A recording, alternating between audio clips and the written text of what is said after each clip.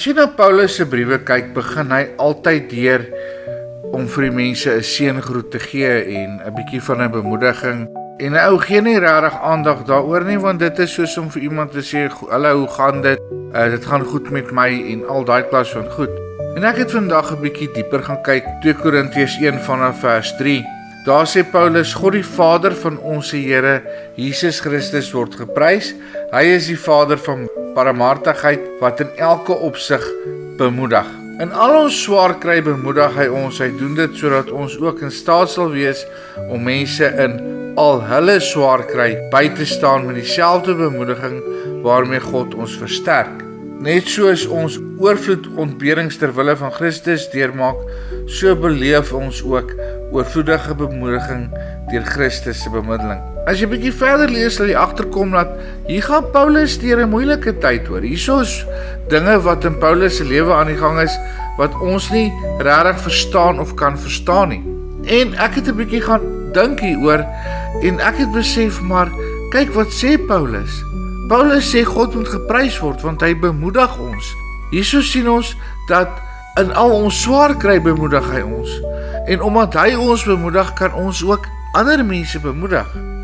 En as ons 'n bietjie verder gaan en ons gaan lees vers 9, dan sien ons hy het deur moeilikheid gegaan. Hy sê dit het eintlik vir ons gevoel of ons die doodsondes ontvang het, sodat ons nie op onsself se vertrou nie, maar op die God wat die dooies opwek.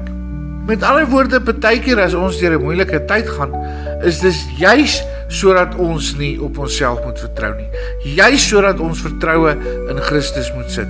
Juis sodat ons bemoediging by Christus moet kry.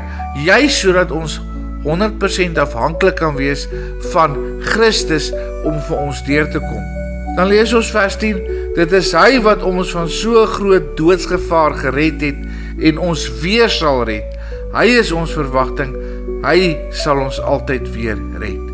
Met ander woorde, as ons deur verskriklike moeilike tye gaan, is dit Christus wat ons gaan red. Want as jy mooi gaan kyk, as dit op jou moeilikste gegaan het in jou verlede, het God altyd vir jou deurgekom, het God jou altyd uit daai omstandighede uitgelig, het God altyd vir jou uitkoms gegee.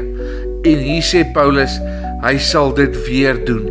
Dit is hy wat ons gered het en wat ons weer sal red. En hier is die ding, hy is ons verwagting. Wat is jou verwagting?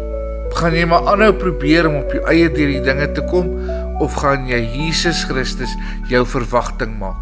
Die verwagting dat hy sal deurkom. Want as jy besef dat hy is jou uitkoms, as jy besef hy is jou verwagting, dan gaan daai vrede wat hy gee in jou hart heers. Want Jesus het duidelik vir ons gesê in Johannes, my vrede gee ek vir julle. Maar ons kan net daai vrede ervaar as Jesus Christus ons verwagting is. Hemelse Vader, ons eer en loof en prys U naam. Ek wil vanmôre kom en verklaar, U is my verwagting. Here, en gee dat dit my vrede in my hart sal sit. Gee dat dit my vreugde in my hart sal sit. Here, en gee dat ons sal verstaan dat U ons al gered het en ons weer sal red en ons weer sal red. En gee dat daar nou 'n kalmte oor elke persoon wat na hierdie gebed luister sal kom. Sal weet maar, God red, hy het, hy sal en hy sal dit aanhou doen. Ons dankie vir die liefde en die vrede in Jesus se naam. Amen.